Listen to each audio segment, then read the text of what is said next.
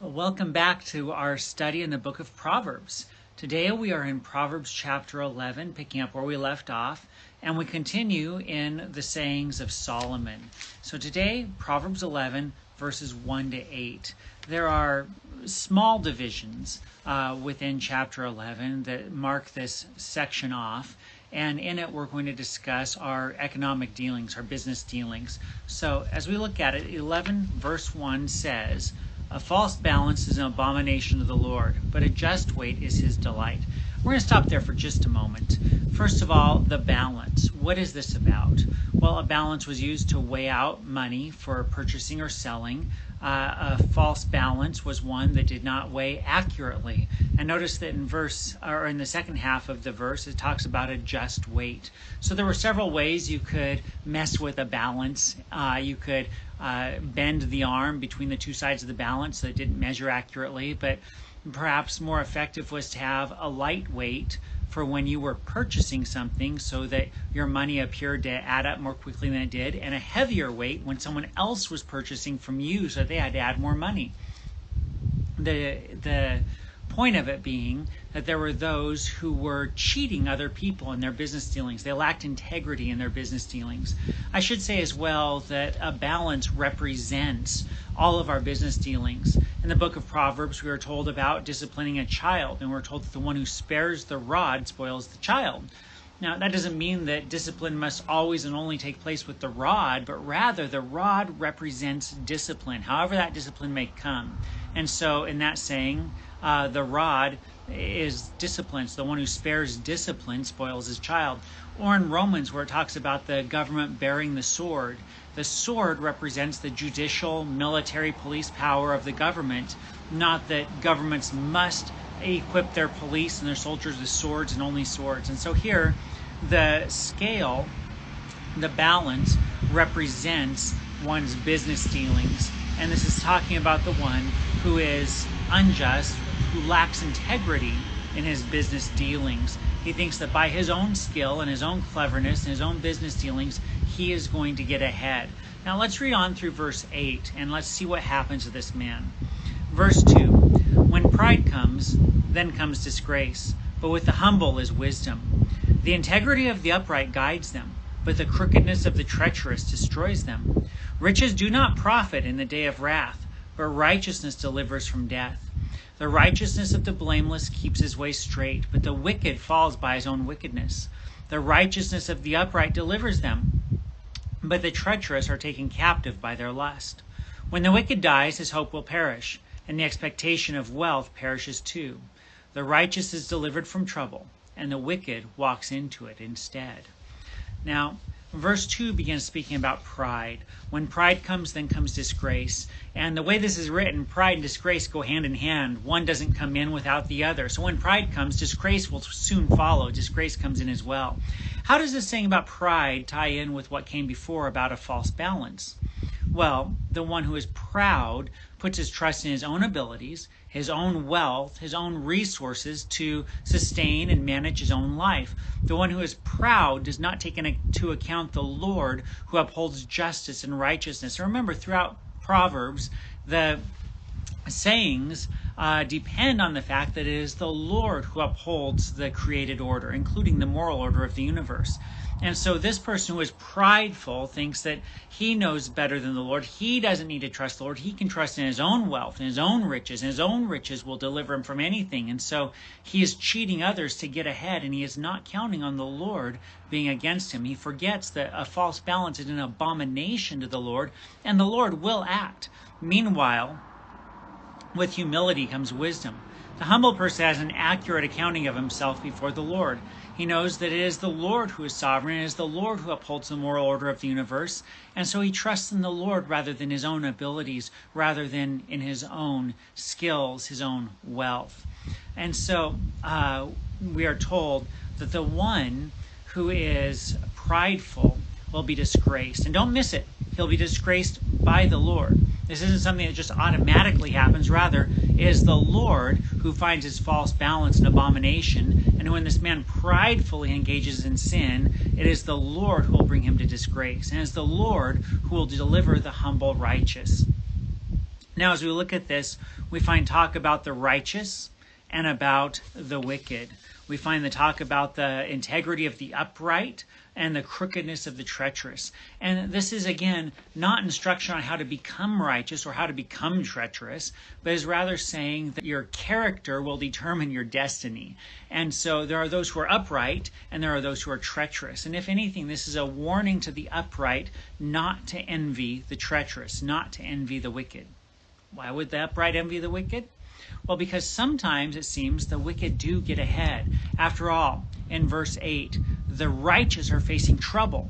And throughout this, the wicked do have treasures. Notice it says, riches do not profit in the day of wrath. Well, the implication is that the wicked do indeed have riches. And so it can be tempting as the righteous to look around and go, well, why are the wicked winning? Why is it that those with dishonest scales, those who lack integrity, those who lie and cheat, seem to get ahead? Why is it that my righteousness doesn't profit me anything?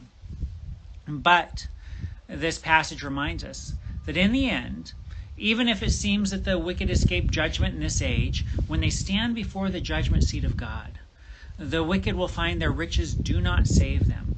The wicked will find that they walk into the trouble that they had designed for the righteous. The wicked will find that their deeds are an abomination of the Lord, and the Lord is the one who will uphold justice at the end. Meanwhile, the righteous, who for a time seem to face trouble, for a time do not seem to have the riches or the success of the wicked, yet in the end, the righteous are delivered. They're delivered from the trouble that the wicked have for them. They're delivered from all the things that they face. They're delivered because it is the Lord who is on their side. All of this reminds me of Luke chapter 12. In Luke chapter 12, Jesus is confronted by someone who, actually two brothers, who were arguing over their inheritance. And after Jesus tells them that he will not be the one to divide their inheritance among them, he makes this statement. It's in Luke chapter 12, verse 15 to 21.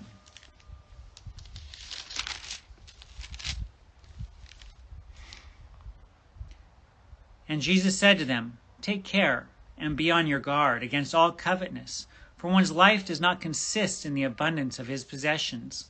And he told them a parable, saying, "The land of a rich man produced plentifully. And he thought to himself, what shall I do, for I have nowhere to store my crops? And he said, I'll do this. I'll tear down my barns and build larger ones, and there I will store all my grain and my goods. And I will say to my soul, you have ample goods laid up for you for many years. Relax, eat, drink, be merry." But God said to him, "Fool, this night your soul is required of you, and the thing that you have prepared, whose will they be? So it is with the one who lays up treasure for himself and is not rich towards God." And so this and Proverbs 11 remind us that far more important than being rich in this age is being rich towards God. The humble who are righteous, the humble who are wise, understand that the Lord is their hope. They understand that their hope is not in the riches and the things of this world, but the Lord who will deliver them, who will save them, and who will eventually receive them into his kingdom for all the rest of eternity. So what do we learn from this? Well, one, we are warned not to envy the wicked, no matter how much they may seem to prosper. And this is a theme that comes up several times in the Bible.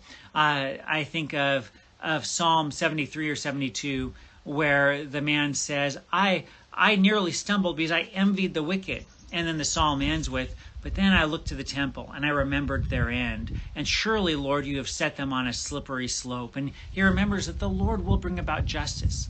In this world we look, and sometimes it seems the wicked win. It seems they have all the influence in the culture. It seems they have all the riches, all the good things. It seems like the righteous are always losing. And yet this reminds us that in the end, those who forget the Lord and who trust in themselves and who seem to get ahead in this world, they will not prosper in the long run.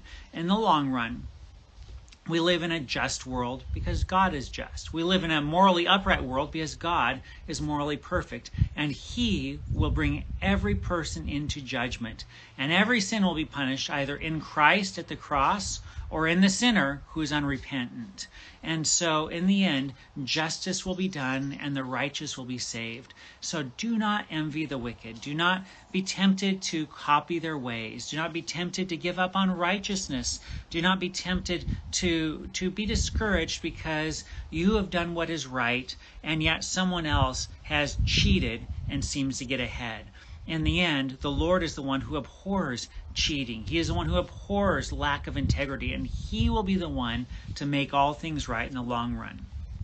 Secondly, this passage reminds us to prioritize the things of God, even when that means less goods right now. So, for example, when we go to fill out our taxes, isn't it tempting to be less than honest on our taxes? And I've actually heard people say, well, the government steals from us, so what's it matter if I steal from them and cheat from them? And yet, as God's people, we don't cheat and we don't steal. We have integrity. And it may mean that we don't get back quite the tax refund we want, and so we accept the loss because we are doing what is right. In our businesses, we do what is right, even taking responsibility for mistakes, even when it means that we suffer a loss now, or we don't have as much as we possibly could have now because we're not taking advantage of other people. It may mean that we give of our time to the Lord first, and we sacrifice some of the time that we could be putting into our jobs, our businesses, or other things because we trust the Lord and value Him more than the treasures of this earth. And so it may mean that our business does not grow quite as large as it could because we donate some of our time to the Lord. But in the end, it's the things that we do for the Lord that will last for eternity, and we need to put Him first in our lives. Not simply seeking more goods, but in our age, sometimes the greed is for experiences. It is experiences that displace the Lord. So rather than being a part of church every weekend, there is something exciting going on and I can't miss out. Rather than doing what is right, I can't miss out on what everyone else is doing, and so I want to join them. And it seems that the wicked maybe are more rich, but they have all the fun. Well, again, it is the upright who live forever with the Lord, and our reward is coming, and our reward will be far longer and far greater than whatever the wicked gain now. And so I encourage you, as those who have made Jesus your Lord, as Christians, persevere in doing what is right. Don't be envious of the wicked. Trust that God will bring everything into account. He will set all things right, and persevere in following and serving the Lord, even when that means that we don't prosper as much as possibly we could if we didn't follow Him. Even when that means we don't get ahead, maybe, in the way that we would want. Even when that means that we miss out on some things that appear fun in this age. Put the Lord first. Follow Him. Do what is right. And in the long run, it will pay off. And we will live with Jesus in new heavens and new earth and experience all that is good for all the rest of eternity. That's the reminder of Proverbs 11. I'll see you next time.